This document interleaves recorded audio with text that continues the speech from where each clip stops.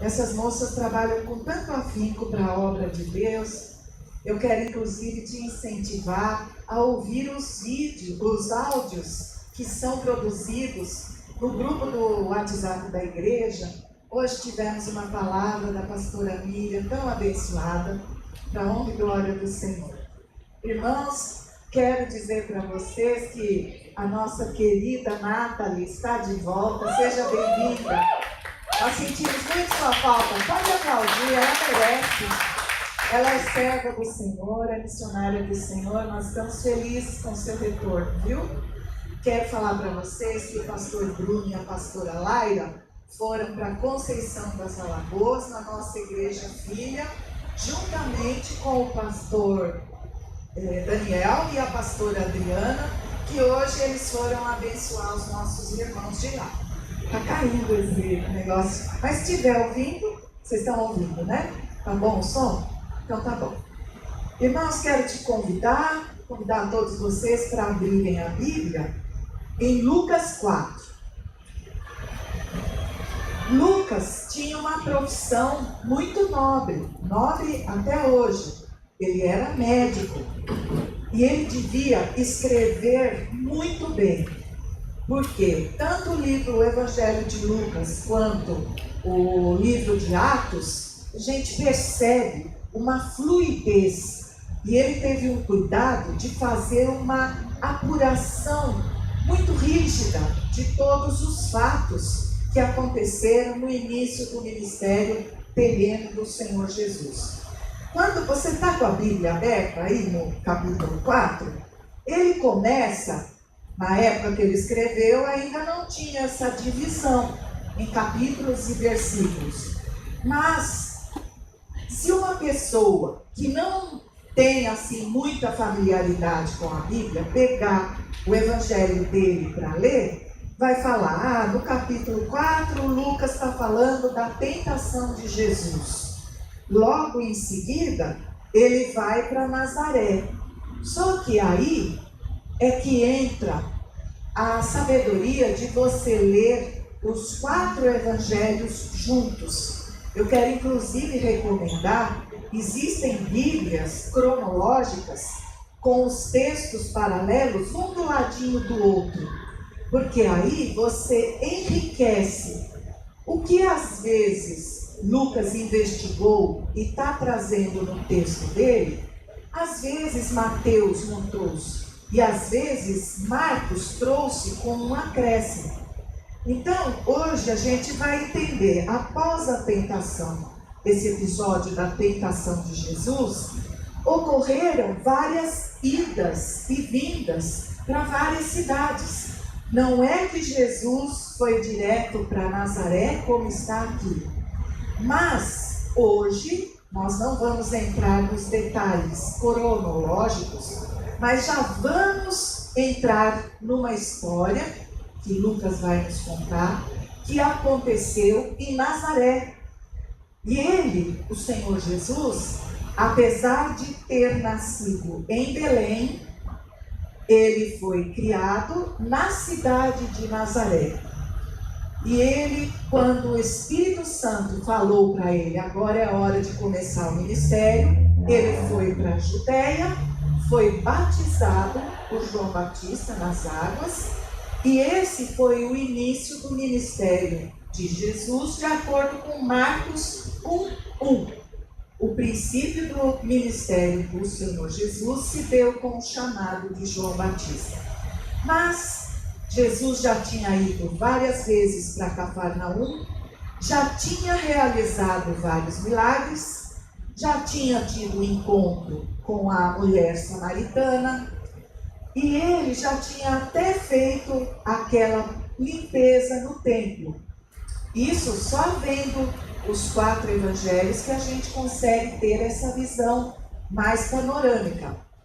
Os 12 discípulos ainda não estavam escolhidos, mas aqui, nesse momento, pelo menos 6, a gente sabe que já estavam com Jesus, já haviam sido chamados. E Jesus, apesar de ser o comecinho do ministério dele, a fama dele já tinha sido veiculada naquela região. Por quê? As pessoas, por conta das festas principais, os judeus saíam das suas cidades e iam para Jerusalém, principalmente por causa da festa da Páscoa, e eles, lá em Jerusalém, a notícia corria. Então, eles já sabiam da fama de Jesus. De modo que, quando Jesus retorna para a sua cidade, a cidade onde ele cresceu, onde ele exerceu sua profissão de carpinteiro, de forma que ele era muito conhecido na cidade de Nazaré. Não era uma cidade, como hoje a gente vê, uma grande metrópole, mas era uma cidade grande com algumas centenas de habitantes, de modo que para a época ela era uma cidade desenvolvida. E ele tinha hábitos. Todo sábado, que era o dia do descanso, ele ia para a sinagoga. Assim como nós, deu o domingo, a gente vem para a igreja. Jesus ia constantemente àquela sinagoga. Então, se ele cresceu naquela cidade, você pode imaginar que na sinagoga todo mundo conhecia ele. Só que agora ele tinha ganhado fama. E ele retornando, o que aconteceu naquele culto, naquele sábado? Eles tinham uma ordem no culto, assim como a gente tem. A parte da entrada, a parte dos louvores, eles também tinham uma rotina de prestar culto a Deus. Naquele dia, alguém, o ministro lá que cuidava da sinagoga, separou um livro do profeta Isaías.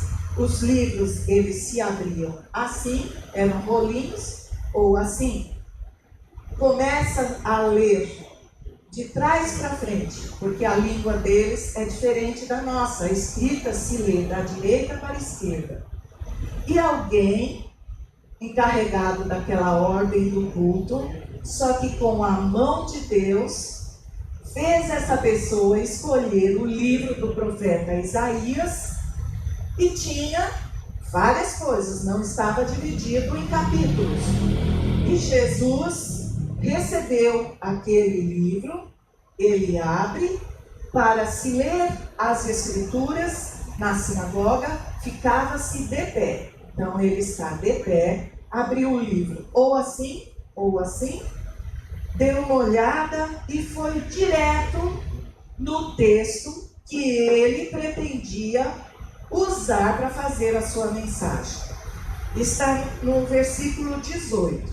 Ele lê: hoje, se a gente for no livro de Isaías, vai estar no capítulo 61. E ele lê o seguinte: o Espírito do Senhor está sobre mim, porque ele me ungiu para anunciar boas novas aos pobres. Enviou-me para proclamar liberdade aos cativos, dar vista aos cegos, para libertar os oprimidos e anunciar o ano aceitável do Senhor. Então Jesus, nós até falamos, ele é o nosso jubileu, ele é o ano aceitável do Senhor, e ele trouxe essa mensagem. Todos os olhos estavam fitos nele, não passava uma mosca sem que alguém ouvisse, um silêncio. Porque estavam esperando aquele que era um simples carpinteiro fazer as mesmas coisas que ouviram que ele fez, principalmente na cidade de Cafarnaum. Os olhos de todos estavam em Jesus. Após a leitura, quando alguém ia falar, e era sempre assim, quem lia o texto deveria fazer um pequeno discurso lá na sinagoga. Só que o discurso era feito sentado, porque isso manifestava a humildade daquela pessoa. Jesus cumpre aquele protocolo, ele se senta e ele começa a falar. Sem dúvida, 23, me direis este provérbio: médico, cura-te a ti mesmo. Existia um provérbio na época, e provérbio é uma coisa difícil de traduzir.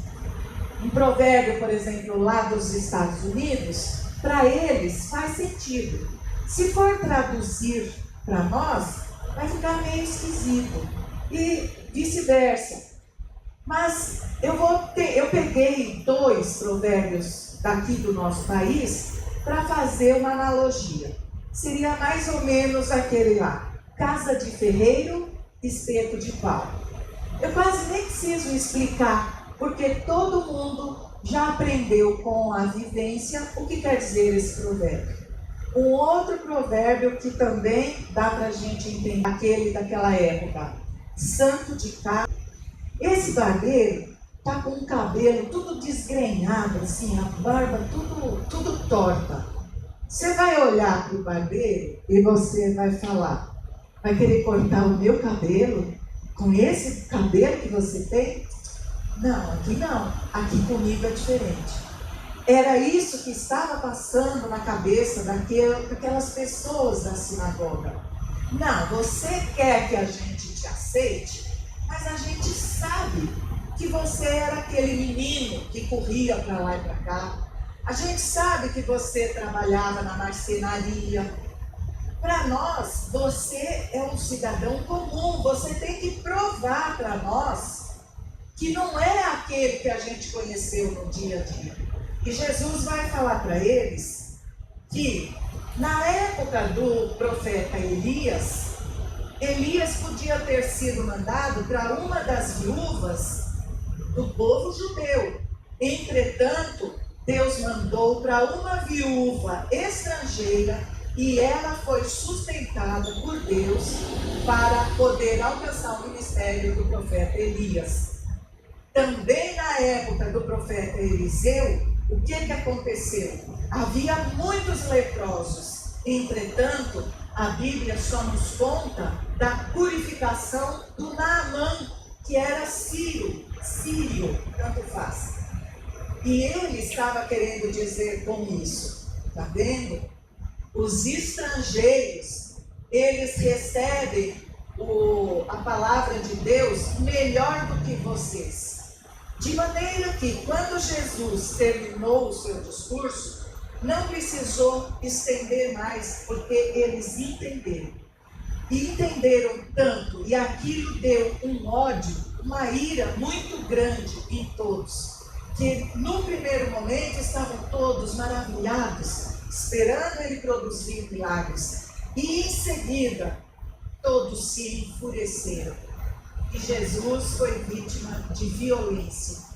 Devem ter pego ele pelo braço, arrastado aquela multidão.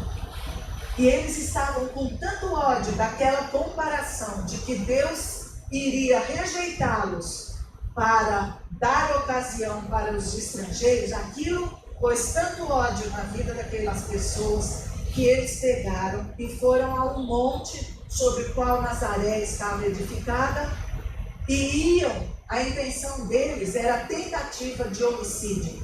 Eles queriam empurrar Jesus de lá de cima para baixo, para que ele morresse dessa forma. Mas não era chegado o tempo do Senhor. O Senhor tinha dia certo para morrer. E Deus controla tudo na agenda dele. Nada escapa do controle de Deus. E nessa hora, mesmo aquela multidão apertando, querendo cometer aquele homicídio contra o Senhor Jesus, a Bíblia fala, Mateus nos esclarece, que ele conseguiu se livrar sem esforço, sem força, sem violência, mas o Espírito Santo permitiu que ele saísse das mãos daqueles homens violentos.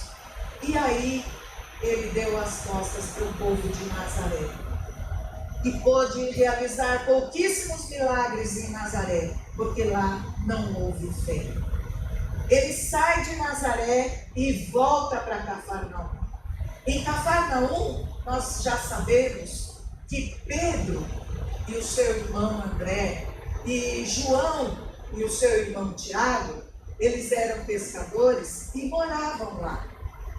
Quando Jesus chega, ele fica uns dias lá em Cafarnaum, e como era do seu hábito, chegou o sábado e ele se dirigiu novamente à sinagoga.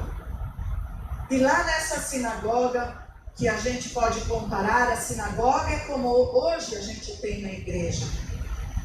Houve uma manifestação de um espírito imundo. E Lucas fala que o espírito imundo reconheceu Jesus. E aquele espírito contorceu aquele homem e o Senhor repreendeu, não deixou falar, ficar falando, pregando o evangelho. Jesus nunca deixou demônio nenhum ficar pregando, porque essa não é a incumbência deles. Jesus repreendeu e todos ficaram maravilhados. Como é que ele repreende com tanta autoridade que imediatamente aquele demônio saiu do homem sem o ferir? Porque muitas vezes alguns religiosos, quando iam fazer expulsão de espírito maligno, o espírito maligno feria as pessoas que estavam possessas. E ele vai ficar com a fama aumentada ainda mais, porque as pessoas reconhecem nele uma autoridade. E naquela hora que Jesus havia terminado aquele culto lá na sinagoga, era dia de sábado, e no dia de sábado existiam limitações. Os judeus podiam andar no máximo 1 quilômetro, eles tinham todas as regras, de modo que Jesus terminou o culto, e aí Pedro, que já o conhecia, que já tinha andado com ele na Judéia, Pedro chega para Jesus e fala, ele deve ter chamado Yeshua, vamos almoçar na minha casa. Bendita a hora que Pedro chamou Jesus para ir almoçar na sua casa. Isso nos lembra Hebreus. Hebreus fala, não vos esqueçais da hospitalidade, porque alguns, sem saber, receberam anjos em suas casas. E Pedro leva Jesus para sua casa. Pedro, algumas pessoas acham que Pedro era solteiro, mas a Bíblia fala que Pedro tinha sogra. E não há nenhum demérito nisso, ser casado e ter sogra. E Pedro, a sogra morava com ele. De certo, como era sábado, alguém já havia preparado a refeição na sexta-feira, que eles chamam de outra forma, no dia anterior. Então o Senhor chega lá e a surpresa do Senhor é que a sogra de Pedro estava de cama. E a Bíblia fala por um médico que ela estava com febre muito alta. Febre muito alta seria quanto? Uns 40? Uns 40 graus? É muito alto? É. Eu acredito, quando eu fui ler no Evangelho de Mateus e de Marcos, como eles não eram médicos, eu acredito que eles pensavam que a febre era o mal em si mesmo. Porque hoje já se sabe, a febre é um sinal de que alguma coisa no seu organismo, na forma da imunidade, está abalada. Então aconteceu alguma coisa, o seu corpo está lá com uma infecção, estou falando nos meus termos que não são médicos. E o seu corpo produz um sinal, que na época não tinha aquele medidor, devia ser na mão, assim, né? Chegando lá na testa. E a Bíblia fala, por esse médico, que a febre era muito alta. Nos outros evangelhos, não fala que era tão alta. E eu penso que para levar uma mulher, naquela época, e nós hoje também, para a cama, é porque ela não estava bem. Alguma coisa mais grave ela devia ter. E me surpreende também A palavra que Lucas usa para dizer que Jesus, quando foi levado até ela, Jesus se inclinou até ela e repreendeu a febre. Eu não sei se Jesus repreendeu a enfermidade que estava por trás, e Lucas, com o tanto de conhecimento que ele tinha, ele interpretou, ele repreendeu a febre. O que eu sei é que, às vezes, o sinal é fraquinho. Às vezes parece que é só uma febre, mas às vezes tem algo muito mais sério por trás. E para o nosso Deus, quantas e quantas vezes Deus já não deve ter nos livrado. Eu penso que para mim são incontáveis as vezes que eu achei que eu tinha um probleminha. E Deus me deu livramento, mas Ele fala, filha, se soubesse a grandeza do que era atrás desse probleminha, mas eu estou te livrando. Meu irmão, tome posse dessa palavra de fé. Deus é aquele que não perde o controle. Às vezes você vê um probleminha, mas Deus sabe que por trás tem algo muito grave. E eu aprendi, irmãos, quando eu estou com uma dorzinha, tem uma dorzinha aqui, eu não espero ficar dorzona não, eu já falo, Senhor, é pouquinha, mas eu não sei se pode ter alguma coisa por trás dela, Senhor, me cura. Essa é a palavra que Deus me dá nesse momento de dorzinha. E a vontade dele que seja feita.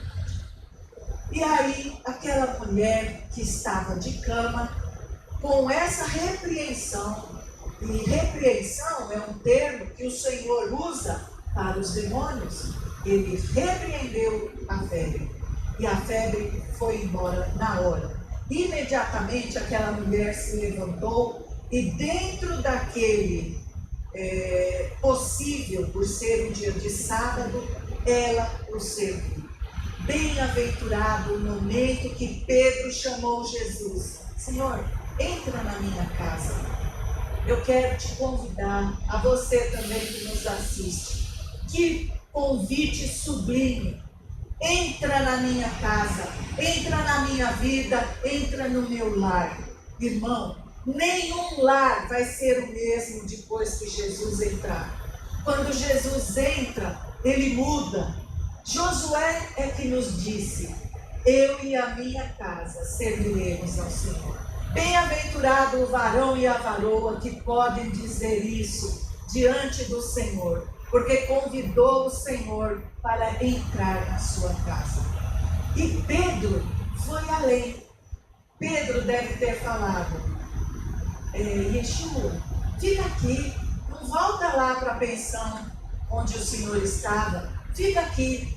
E Jesus ficou, era sábado, ficou até o pôr do sol, porque eles não podiam realizar as atividades, era o dia do descanso. Só que, quando veio o pôr do sol, já era dia útil.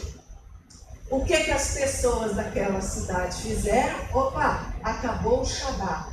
Irmão, apareceu tanta gente doente, gente enferma, gente possessa. A cidade esperou terminar o Shabat e levaram tudo lá para a casa de Pedro.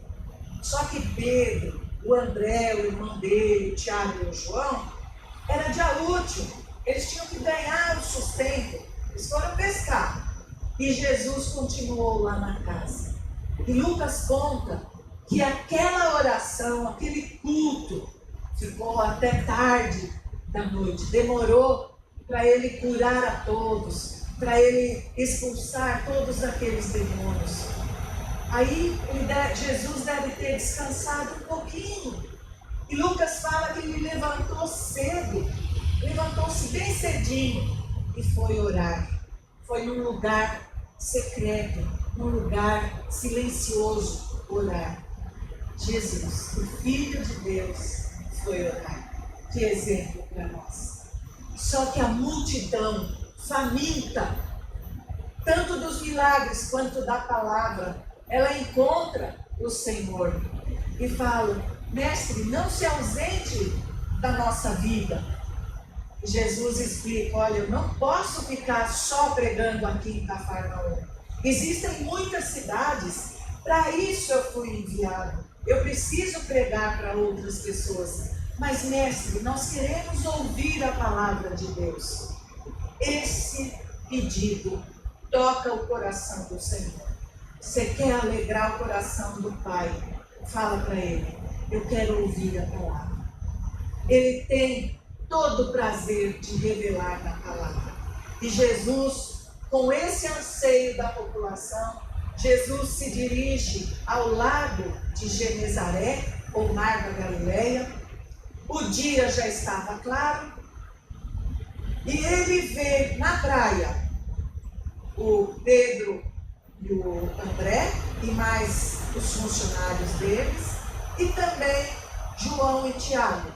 E eles já haviam pescado a noite inteira, e naquele momento eles estavam limpando as redes. Por quê? Eles pescavam com rede tipo arrastão.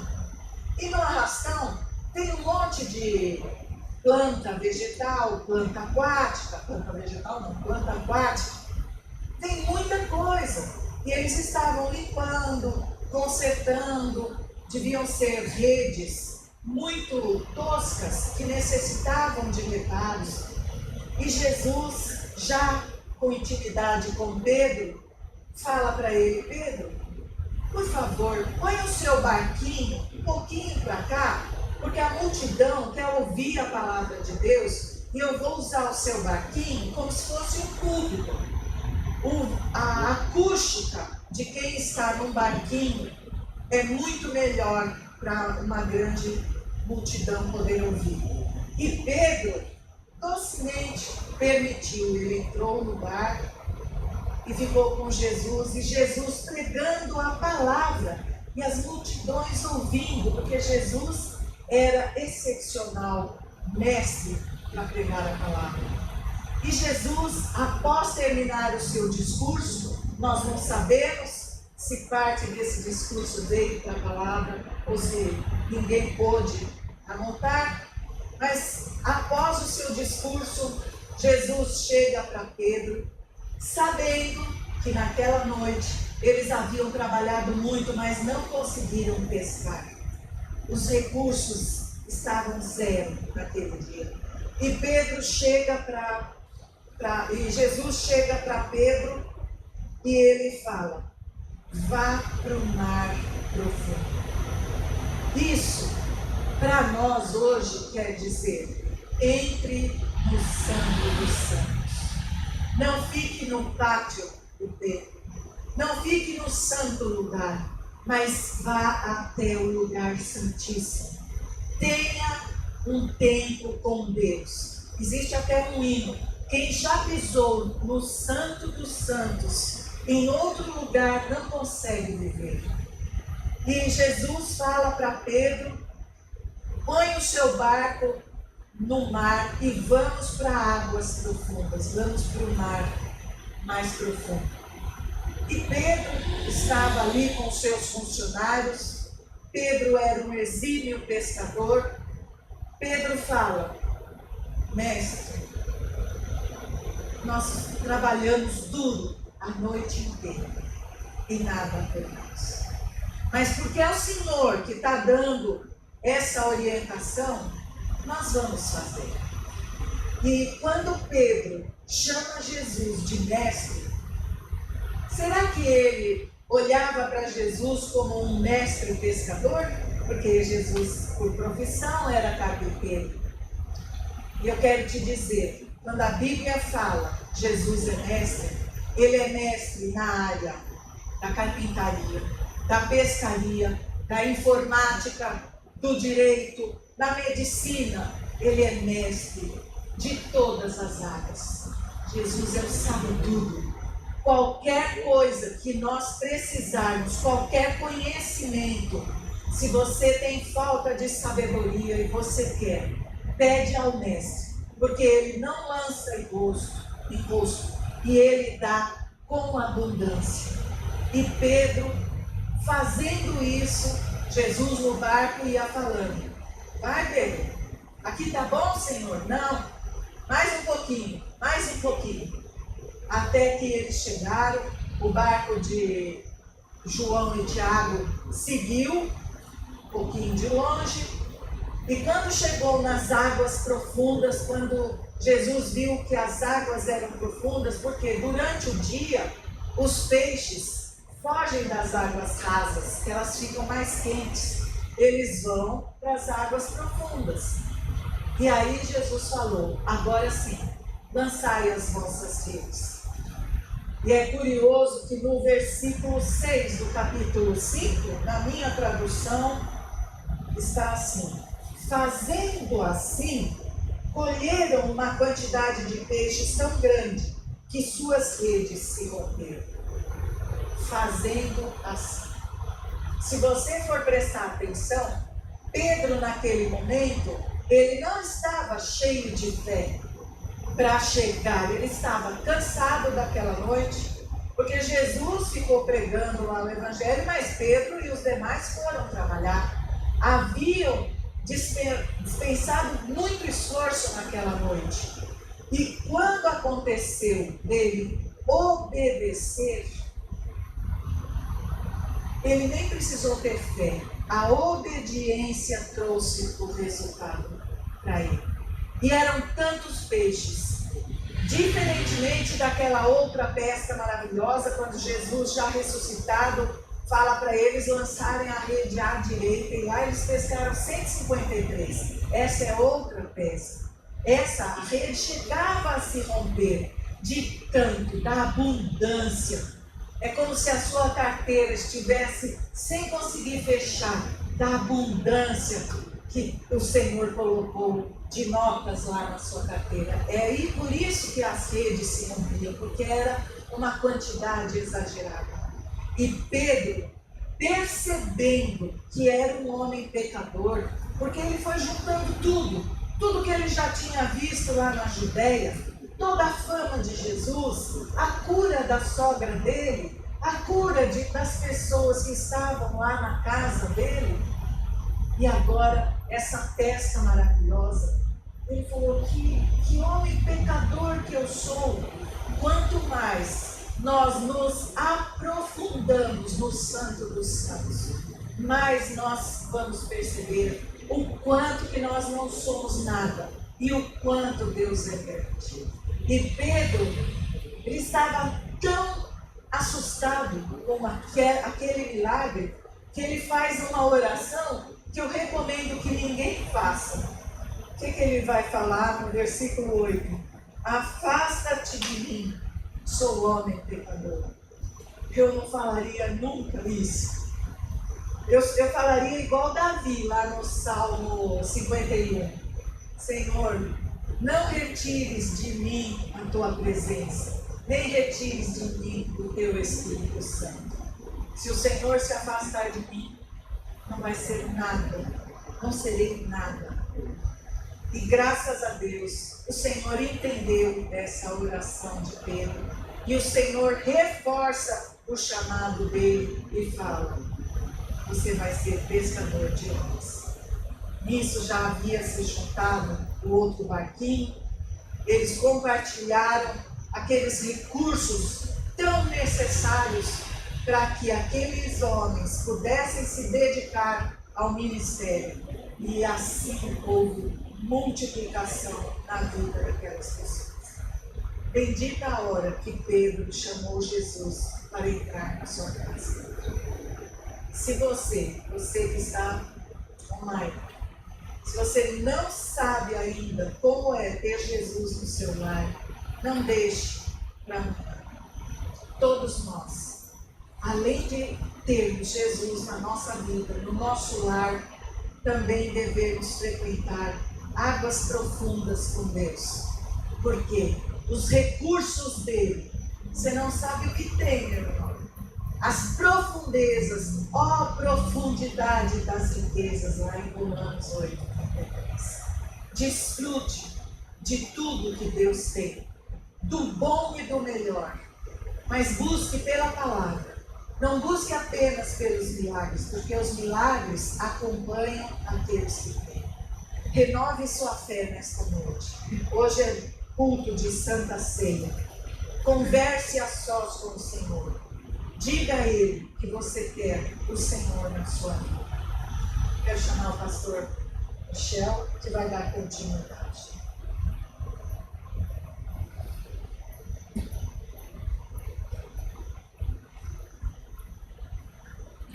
Amém.